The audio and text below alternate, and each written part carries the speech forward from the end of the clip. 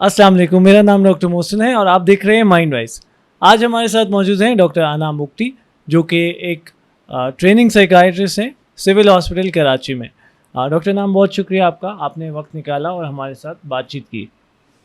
अस्सलाम वालेकुम डॉक्टर मोहसिन, अस्सलाम वालेकुम नाज़रीन। डॉक्टर मोहसिन, आपका बहुत शुक्रिया कि आपने इस प्लेटफ़ॉर्म पे मुझे बुलाया है शिज़ोफ्रेनिया के बारे में बात करने के लिए। जी, तो डॉक्टर नाम, आज हम आपसे बात करना चाहेंगे शिज़ोफ्रेनिया के बारे में। तो शिज़ोफ्रेनिया क्या होता है? एक बहुत इम्पॉर्टेंट सवाल है, स्पेशली नफ्सियात के हवाले से। शिज़ोफ्रेनिया की अगर हम बात करते हैं तो शिज़ोफ्रेनिया एक कॉमन मेंटल हेल्थ डिसऑर्डर है। ये एक शदीद नौइयत का मेंटल हेल्थ डिसऑर्डर है और इस किस्म के मरीज़ जो कि शिज़ोफ्रेनिया या इस बीमारी से मुंसलिक होते हैं, ऐसे काफ़ी मरीज़ हमारे पास ओपीडी में भी, और जो मरीज़ दाखिल होते हैं वो भी शिज़ोफ्रेनिया का शिकार होते हैं। जी, तो डॉक्टर नाम, ये जो बीमारी है शिज़ोफ्रेनिया, इसकी क्या अलामात होती हैं और कैसे इस बीमारी की तशख़ीस की जाती है? अच्छा, सबसे पहले तो मैं आपको ये बताना चाहूँगी कि दुनिया में 1% यानी कि 1% जो लोग हैं वो शिज़ोफ्रेनिया का शिकार होते हैं। इसके अंदर 2 किस्म की अलामात होती हैं जिसको हम पॉज़िटिव सिम्पटम्स कहते हैं और नेगेटिव सिम्पटम्स कहते हैं। पॉज़िटिव सिम्पटम्स में भी 2 चीज़ें आती हैं जिसको हम डिल्यूजन्स कहते हैं और हैलुसिनेशंस कहते हैं।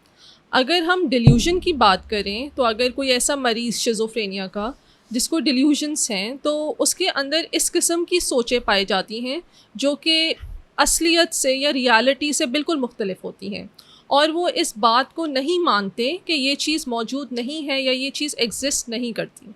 फ़ॉर एग्ज़ाम्पल, अगर मैं आपको इसकी एक मिसाल दूँ, तो जैसे हमारे पास ज़्यादातर शिज़ोफ्रेनिया के मरीज़ आते हैं, वो अक्सर ये कहते हैं कि कुछ लोग हैं जो हमारे पीछे पड़े हुए हैं, हमें नुकसान पहुँचाना चाहते हैं।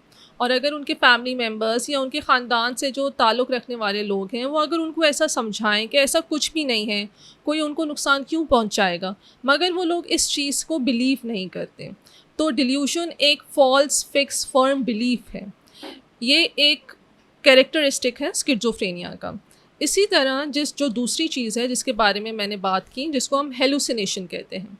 जो हमारे पास ज़्यादातर मरीज़ आते हैं शिज़ोफ्रेनिया के, वो ऑडिटरी हेलुसिनेशन की कंप्लेन करते हैं कि इनको गैबी आवाज़ें सुनाई देती हैं, हुँ। मुख्तलिफ़ किस्म की आवाज़ें सुनाई देती हैं। मगर ये एक और लंबी डिस्कशन है, ये एक कैरेक्टरिस्टिक है शिज़ोफ्रेनिया का। मगर हमारे माशरे में शिज़ोफ्रेनिया को लेकर बहुत ज़्यादा मिसकंसेप्शन है जिसको क्लियर करना बहुत ज़रूरी है। लोग ये समझते हैं कि शिज़ोफ्रेनिया वाले जो मरीज़ होते हैं, उन पर कोई जिन्नात का असरात है या किसी ने नज़र लगा दी है या किसी ने काला जादू किया है।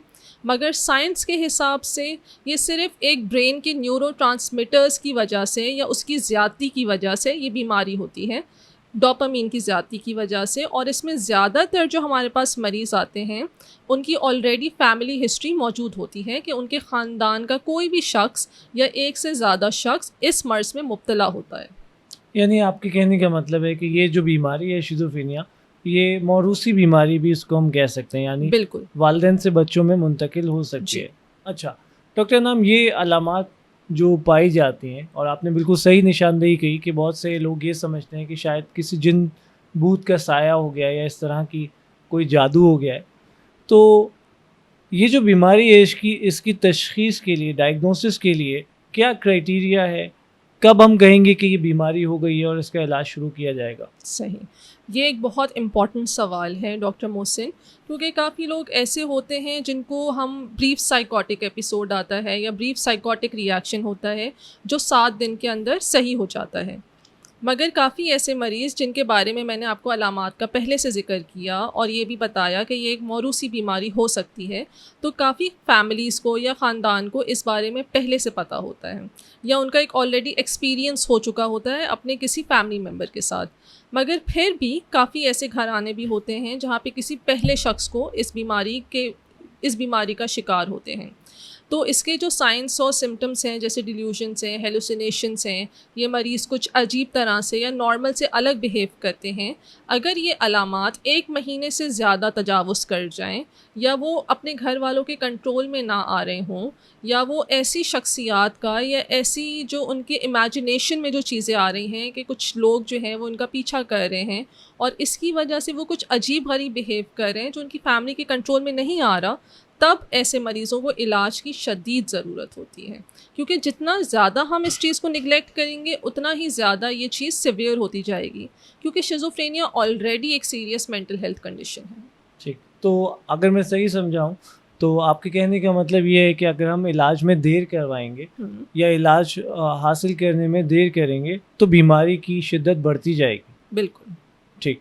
अच्छा डॉक्टर नाम ये बताइए कि मान लीजिए कि एक मरीज़ है जिसमें ये अलामात ज़ाहिर हो रहे हैं और फिर एक सर्टिफ़ाइड साइकियाट्रिस्ट ने या डॉक्टर ने, माहिर नफ्सियात ने उसकी बीमारी की तशख़ीस कर ली है। अब जो उसका इलाज शुरू किया जाएगा, वो इलाज किस तरह से होगा, कितने अरसे चलेगा और उसमें क्या-क्या ऑप्शंस अवेलेबल हैं? ठीक। जैसे कि हमारे पास मरीज़ कोई सबसे पहले तो ओपीडी के थ्रू आता है, या कोई ऐसा मरीज़ जो अनमैनेजेबल है वो हमारे पास इमरजेंसी के थ्रू आता है।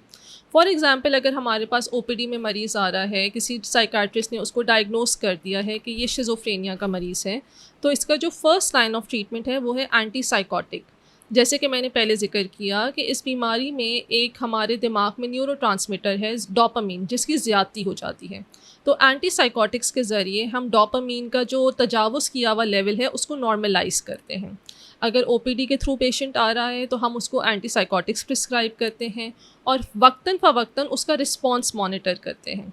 इसके लिए ये चीज़ बहुत ज़रूरी है कि मरीज़ जो है वो अपनी दवाई टाइम से ले, क्योंकि मरीज़ को इस बात का अंदाज़ा नहीं होता कि उसके साथ कुछ रॉन्ग है या वो किसी बीमारी का शिकार है।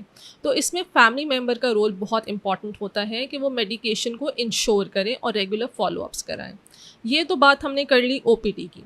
फॉर एग्ज़ाम्पल, अगर हमारे पास कोई अनमैनेजेबल पेशेंट आ रहा है इमरजेंसी के थ्रू, क्योंकि शिज़ोफ्रेनिया का ताल्लुक जो है वो चर्च के साथ भी है। जो हमारे पास यंग मेल पेशेंट्स आते हैं, कैनबिस जो लेते हैं या जो चर्च का इस्तेमाल करते हैं, उनमें भी 5 से 6 गुना ज़्यादा तनासुब होता है शिज़ोफ्रेनिया डेवलप करने का। ये मरीज़ अमूमन हमारे पास इमरजेंसी के थ्रू आते हैं। अगर ये मरीज़ बहुत ज़्यादा अनमैनेजेबल हैं या उनके घर में कोई ऐसे अफराद नहीं हैं जो उनको कंट्रोल कर सकते हैं घर में, तो हम उन्हें दाखिले का ऑप्शन देते हैं सिविल हॉस्पिटल में। 30 बेडेड हमारा फैसिलिटी है, यहाँ पे हम मरीज़ को दाखिल करते हैं, उनके मुख्तलिफ टेस्ट करवाते हैं और फिर उनको वही एंटीसाइकोटिक्स शुरू करवाते हैं। और ये डॉक्टर की ज़िम्मेदारी होती है कि वो उन दवाइयों को इंश्योर करे और वक्तन फ़वक्तन हम उसका रिस्पॉन्स मॉनिटर करते हैं। कुछ ऐसे मरीज़ जिनमें बिल्कुल इंसाइट नहीं है या उन्हें अपनी बीमारी के बारे में बिल्कुल आइडिया नहीं हो रहा, तो उनमें हमारे पास इंजेक्शंस का भी ऑप्शन होता है, जो हम हर 2 हफ़्ते में, 3 हफ़्ते में या महीने में लगाते हैं। मगर कुछ मरीज़ों में इसका भी अगर रिस्पॉन्स नहीं आता, तो हमारे पास मशीनी इलाज का भी ऑप्शन मौजूद होता है। जी, डॉक्टर नाम मशीनी इलाज से क्या मुराद है? क्या ये वही इलाज तो नहीं जिसके बारे में बहुत एक स्टिग्मा पाया जाता था कि इलेक्ट्रिक शॉक लगाए जाते हैं या इस तरह से? बिल्कुल डॉक्टर मोहसिन, ये उसी मशीनी इलाज के बारे में मैं बात कर रही हूँ जिसका हमारे माशरे में बहुत ज़्यादा मिसकंसेप्शन है कि अगर हम कभी भी अपना पेशेंट जो है या नफ्सियात का पेशेंट डॉक्टर्स के पास लेकर जाएंगे तो वो करंट लगा देंगे या मशीनी इलाज करेंगे। मशीनी इलाज दरअसल इलेक्ट्रोकन्वल्सिव थेरेपी है। ये हमारे पास थर्ड लाइन ऑप्शन होता है। कोई ऐसा मरीज़ जो दवाइयों पर या इंजेक्शंस पे रिस्पॉन्स नहीं दे रहा, उसमें हम ये कंसिडर करते हैं। मगर उसमें भी हम जो उनकी फ़ैमिली होती है उनको सारे प्रोज़ एंड कॉन्स बताते हैं कि इसके क्या फ़ायदे हैं, क्या नुकसानात हो सकते हैं। अगर हमें कंसेंट मिल जाता है, अगर फैमिली जो है वो अग्री कर लेती है, तो हम उसका सारा वर्कअप करा के और फिर ही मशीनी इलाज की तरफ जाते हैं। और हमारे सेटअप में सिविल हॉस्पिटल में हमने बहुत ही अच्छा रिस्पॉन्स देखा है इस थेरेपी का। और आपके हिसाब से या ऐसा कहना चाहिए कि मशीनी इलाज महफूज तरीका इलाज है और इससे लोगों की जान नहीं जाती और ये इलाज जो है वो अगर डॉक्टर की ज़ेरे निगरानी किया जाए तो बहुत महफूज है। एग्जैक्टली, सिविल हॉस्पिटल में हम मुकम्मल बेहोशी में ये इलाज जो है वो परफॉर्म करते हैं। और जैसा कि मैंने बताया कि हमने अपने सेटअप में इसका बहुत ही अच्छा रिस्पांस देखा है। बट ये भी मैंने मेंशन किया है कि ये हमारे पास एज अ थर्ड लाइन है। जो जी, मरीज़ हमारे पास चलता हुआ आता है शिज़ोफ्रेनिया का, हम उसको फर्स्ट लाइन में कभी भी ईसीटी नहीं देते। ठीक, सबसे पहले हम दवाइयों का ही इस्तेमाल करते हैं। ठीक। डॉक्टर नाम बहुत शुक्रिया आपने अपने कीमती वक्त में से टाइम निकाला और बहुत हमारे शुक्रिया साथ डॉक्टर बातचीत मोहसिन। की। बहुत ज़रूरी है इस बीमारी से मुतालिक बातचीत करना, खुसूसन हमारी सोसाइटी में जहाँ नफसियाती बीमारियों के बारे में इतनी नॉलेज नहीं है, तो इस सूरत हाल में हम सब का ये फ़र्ज़ है, ख़ुसूसन जो माहिर नफ्सियात हैं और साइकाइट्री मेंटल हेल्थ से रिलेटेड वाबस्ता लोग हैं, कि हम मेंटल हेल्थ से मुतालिक इन्फॉर्मेशन को फैलाएं और मालूमात और आगाही को आगे बढ़ाएं। तो बहुत शुक्रिया आपका हमसे बातचीत करने के लिए। शुक्रिया। जाते जाते ये कहना चाहूँगा नाज़रीन के लिए, आप लोग हमारी वीडियोस देख रहे हैं, उसे पसंद कर रहे हैं, उससे हमें बहुत हौसला अफजाई मिलती है। तो प्लीज़ लाइक करते रहिए, सब्सक्राइब कीजिए चैनल को और अपना बहुत सारा ख्याल रखें। अल्लाह हाफ़िज़।